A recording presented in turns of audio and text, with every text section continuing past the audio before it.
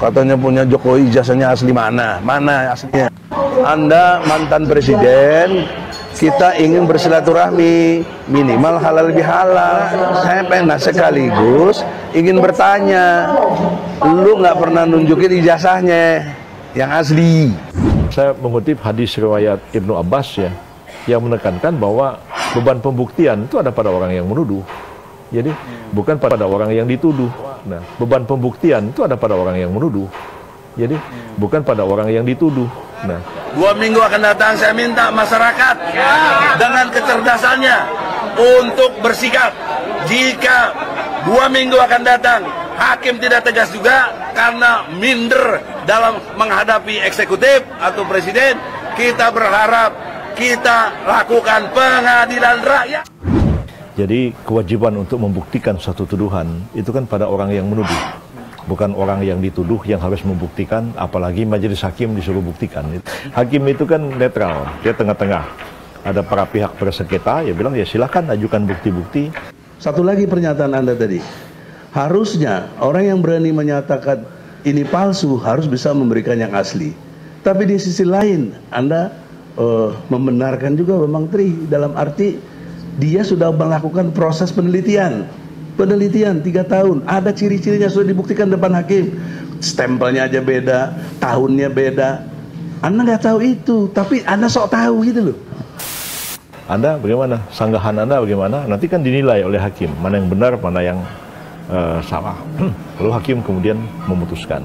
Nah, dari bukti-bukti yang dibawa ke pengadilan itu, baik bukti surat maupun bukti keterangan saksi, keterangan ahli, itu menurut penglihatan saya kurang memadai gitu. Pakai dalil yang kalau siapa yang menuduh dia harus membuktikan. Ada lagi satu dalil yang Pak Kiai sampaikan tadi, kaitannya dengan pembuktian ini.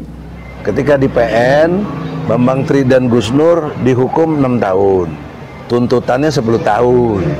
Harusnya sih nggak dihukum kalau hakimnya itu tidak berpihak. Udah pasti hakim berpihak itu.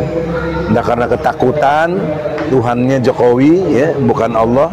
Meskipun sudah diberikan kesempatan yang seluas-luasnya untuk membentangkan argumen dan bukti-bukti ke persidangan, tapi ya sayangnya menurut pengamatan saya sih mereka tidak berhasil untuk membuktikan apa yang mereka dalilkan di persidangan. Ungkit Pak, ijazahnya di UGM kembali diungkit karena fonnya yang dinilai belum ada di masa itu Pak. Ya itu apa ya, fitnah murahan yang diulang-ulang terus. Tim kuasa hukum Presiden ke-7 Joko Widodo siap mengambil langkah hukum jika ada pihak-pihak yang masih mempersoalkan tentang keaslian ijazah Jokowi. Sudah ada jalur hukum, silakan ditempuh, itu merupakan hak setiap warga negara dan kita juga meresponinya dengan memberikan jawaban di pengadilan juga dan sudah selesai perkaranya. Cuman sekarang memang kita sedang mempertimbangkan langkah-langkah hukum karena kita melihat makin ke sini ada oknum-oknum atau ada pihak-pihak yang sudah mulai menjalani jalur-jalur di luar hukum dan itu sudah sangat sifatnya mungkin sudah ada yang berita bohong, sifatnya udah lebih ke arah fitnah. Muncullah ide mubahalah itu karena saya merasa nggak punya apa-apa, saya nggak punya sarana untuk melawan gitu kan, saya nggak punya SDM untuk melawan. Apa? Uang nggak ada, senjata nggak ada, media nggak punya, ya sudah mubahalah satu-satunya yang saya punya. Dan sejak itu menjadi kebiasaan saya, dikit-dikit ayo mubahalah, dikit-dikit mubahalah, dikit-dikit mubahalah. Ya Allah, ya Allah, kalau yang saya ucapkan selama ini, kalau yang saya ucapkan selama ini, kalau yang saya tulis selama ini, kalau yang saya tulis selama ini ternyata fitnah, ternyata fitnah, ternyata bohong, ternyata bohong, ternyata tidak benar, ternyata tidak benar, maka hancurkan hidupku, maka ya Allah. hancurkan hidupku ya Allah, cabut keberkahan hidupku ya Allah, cabut keberkahan hidupku ya Allah, hina-dinakan hidupku ya Allah, hina-dinakan hidupku ya Allah. Matikan. Dalam konteks Quran begini, Ali Imran ayat 61 menyatakan dengan jelas, siapa yang membantahmu dalam hal ini setelah engkau memperoleh ilmu, katakanlah Muhammad, marilah kita panggil anak-anak kami dan anak-anak kamu. Konteksnya begitu. Ini versi lokal tadi, kalau Pak Kiai bilang kearifan lokal. disebutnya pocong. Nggak ada. Kalau Quran nyebutnya mubahalah. Dan saya katakan di dalam Al-Quran itu saya mengutip 3 ayat, ya, ayat surat An-Nisa ayat ke-8 kalau nggak salah ingat, ayat ke-135, Al-Maidah ayat 8 begitu ya, yang menekankan tentang kita itu disuruh bikin pengadilan, ya kan? Dan supaya kita mengadili manusia itu, memutuskan masalah hukum di antara manusia itu dengan adil, begitu ya. Bahkan diingatkan jangan kebencian kalian kepada satu golongan menyebabkan kalian berlaku tidak adil terhadap mereka. Berlaku adillah karena adil itu lebih dekat kepada takwa.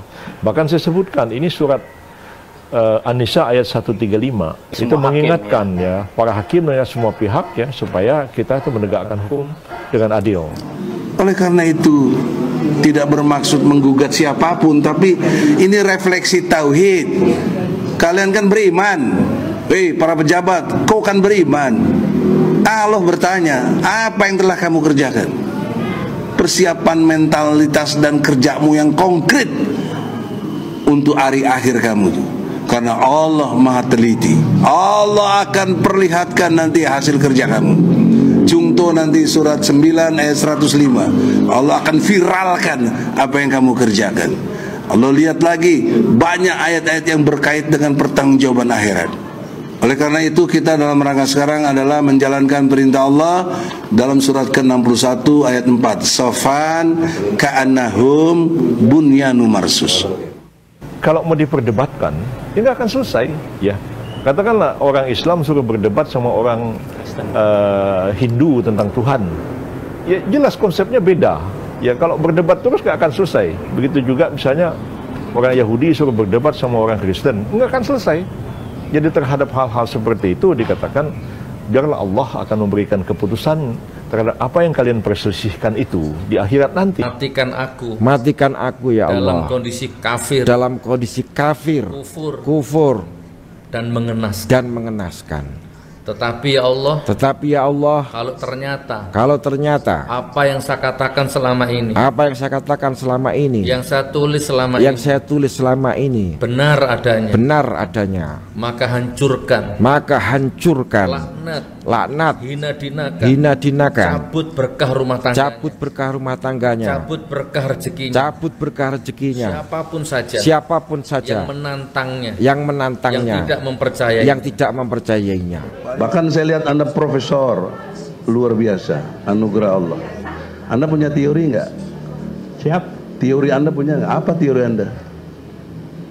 Saya silakan baca aja karya saya, Pak. Saya tidak akan seperti Bambang Tri yang melakukan penelitian, tidak saya diseminasi. Saya selalu menulis di jurnal dan banyak tulisan-tulisan. Teorinya apa? Itu kan pustaka. Kalau Einstein teorinya relativitas. Anda apa teori Anda? Saya lebih ke dalam kesantunan berbahasa. Apa? Politeness, kesantunan berbahasa. Kesantunan berbahasa. Coba diteorikan bagaimana penjelasannya supaya nanti bisa menjelaskan. Saudara selaku ahli kan pernah punya penelitian, pasti punya teori kan gitu loh, yang saudara pegang itu teori.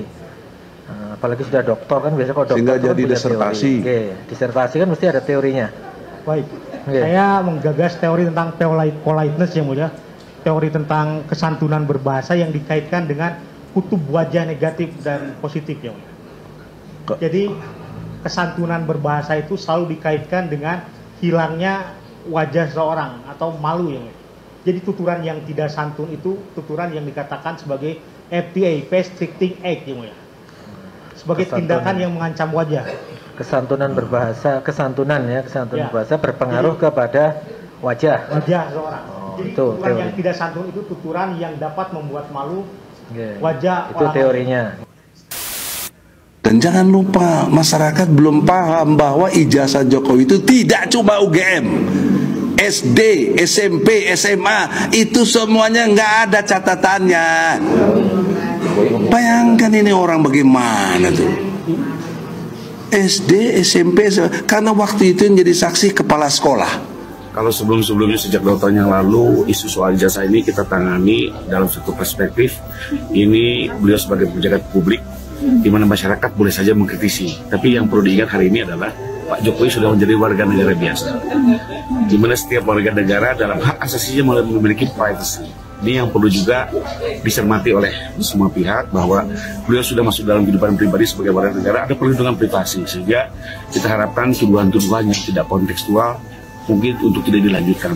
Saya tidak menodai agama, saya tidak menista agama, saya takut menodai agama, tapi kalau masih detik ini ada yang maksa menuduh saya menodai agama, monggo, biar sah dua pihak, monggo siapa berani mubahalah dengan saya, siapa saja. Dua itu menurut saya sudah memenuhi syarat. Bagaimana Anda bisa mengatakan itu tidak memenuhi syarat mubahalah? Karena sumpah mubahalah itu adalah dilakukan atas sesuatu yang meyakinkan atas kebenarannya. Maka kalau terjadi kebohongan dan dilakukan sumpah, itu adalah penyalahgunaan sumpah bukan pada semestinya atau mubahalah. Tunggu dulu saya ngomong. Maka dalam hal ini namanya az-zulmu, zalim, meletakkan sesuatu bukan pada tempatnya. Apa nih? Fi ghairi mahallihi. Maka dalam masalah ini saya melihat upaya untuk membuat sumpah untuk menguatkan tuduhannya dalam konteks ini tidak dibenarkan. Karena dalam Islam, saya ulangi lagi, muter lagi saya, berulang-ulang, alal mudda'i wal yamin alama. Kadang-kadang kalau lihat dunia medsos kita ini, tiap hari isinya tuh mutar balikin fakta, motong-motong omongan orang. Lebih takut, lebih tunduk, takut betul dia, sehingga mengkhianati hukum itu sendiri, yang mana dia harus sebagai wakil Tuhan di muka bumi, jadi wakilnya Jokowi gitu loh. Itu tadi yang pakai sebut, ya kan? Nah, sementara Pak Kiai tidak pernah lihat ijazah asli. Sekarang Pak Kiai merasa ini tata cara dan lain sebagainya nggak benar. Kalau nggak benar, nggak pantas di YouTube kan dan lain sebagainya. Dari mana tahu nggak benernya? Aslinya aja Pak Kiai nggak lihat kok. Proses dari pembuktian yang dilakukan oleh mereka itu tidak memenuhi standar tentang alat bukti. Pasal 184 KUHP menerangkan ada 5 alat bukti. Ya, dalam perspektif itu, satu, keterangan fakta. Fakta di persidangan kurang lebih 30 orang saksi, termasuk 8 saksi ahli, 5 dari mereka, 3 dari kita, Rocky Gerung, Profesor Aceng, Dr. Taufik Ali Pidana. Dari mereka saya lupa, banyak, ada 27 orang. Saksinya 5 yang ahli, yang saksi fakta ada 22. Mana dokumen yang Anda miliki, mana bukti-buktinya tunjukkan. Dan bukti-bukti itu harus diperoleh dengan cara yang sah. Artinya bukan bukti itu diambil sembarangan dari medsos begitu. Nggak bisa dijadikan bukti ya. Link berita itu nggak bisa dijadikan bukti. Bukti itu harus bukti yang asli. Bukti yang asli dan bukti itu harus diperoleh dengan cara yang sah dan benar. Kalau tidak memenuhi syarat-syarat itu, bukti itu akan ditolak. Kasusnya dalam hal ini tidak ada tuduhan dan orang yang disakiti. Dalam pengertian dituduh. Kalaulah salah, tidak ada implikasi berkaitan dengan misalnya orang itu akan tercemar namanya dan sebagainya. Itu soal ijtihadiyah. Termasuk ini sebenarnya ijtihadiyah. Iya. Panjenengan itu. Saya punya ijtihad, Anda punya ijtihad. Iya. So, what's wrong? Itu pendapat Anda, mau dihormati. Ini saya cuma. Tapi sama-sama ada dasarnya kan. Saya nggak punya niat menodai agama apalagi sengaja. Itu pendapat Anda nanti disampaikan nanti dalam keterangan. Kenapa? Karena nggak ada hoak. Itu kan undang-undang mengecam atau menghukum mempidana yang berbuat hoak, menimbulkan kegaduhan dan keresahan nasional lah, kurang lebih begitu. Nggak terbukti apa yang diresahkan. Nggak ada orang resah kok. Ijazah Jokowi palsu malah pada seneng, semua pada kepo pengen tahu ini bener nggak palsu apa nggak. Kok dibilang ada keresahan? Kok ada kegaduhan? Dalam hal ini UGM sendiri sudah mengeluarkan statement bahwa Pak Jokowi adalah benar ya pernah kuliah di Fakultas Kehutanan UGM dan telah dinyatakan lulus dan ijazahnya asli. Ya. Buat saya dan lain pendukung ini ada yang ada, memang ini penelitian kecil-kecilan. Apa ada yang dinyatakan Bambang Tri ancaman? Buat saya tidak ada. Semua juga nggak ada. Yang ada kepo. Kepo itu rasa ingin tahu. Saya mau membela ini karena rasa ingin tahu. kok bener apa bener Jokowi ini ijazahnya palsu? Jadi nggak ada yang merasa terancam saya. Saya kepengen tahu. Dan ternyata sudah 16 saksi, fakta loh. Nggak ada yang pernah lihat ijazahnya. Bagaimana kok UGM bisa ngeluarin sampai Jokowi itu jadi sarjana kehutanan, jurusannya aja salah, Jokowi teknologi kayu, salah. Jadi oleh karena itu ijazah SMA-nya nggak ada, kok bisa masuk universitas? Itu big question. UGM, gue datangin juga lu tanggal 15. Jangan pada kabur lo, rektor, dekan.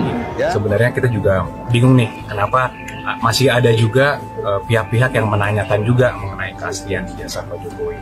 Karena kami juga melihat khususnya dari pihak instansi yang berwenang pun, dari UGM pun juga sudah memberikan statement yang clear bahwa memang jelas ijazahnya juga sudah diakui dan Pak Jokowi memang merupakan alumni dari UGM. Mengatakan langsung ini berbohong berapa? Dari mana Anda dasar berbohong? Jadi pertanyaannya apa ini Pak? Pertanyaannya dasar kesimpulan ini berbohong tuh apa?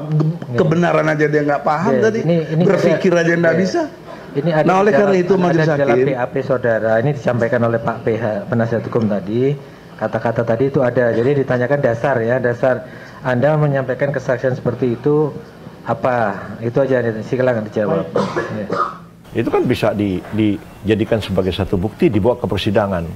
Sehingga kita sebagai advokat itu berdasarkan bukti-bukti yang sudah dihimpun itu, paling kita mengatakan, bukti ini kurang, cari buktinya. Kita bawalah dia ke sidang MK. Tapi kalau saya jadi advokat dengan bukti-bukti yang tidak cukup seperti itu, saya nggak berani.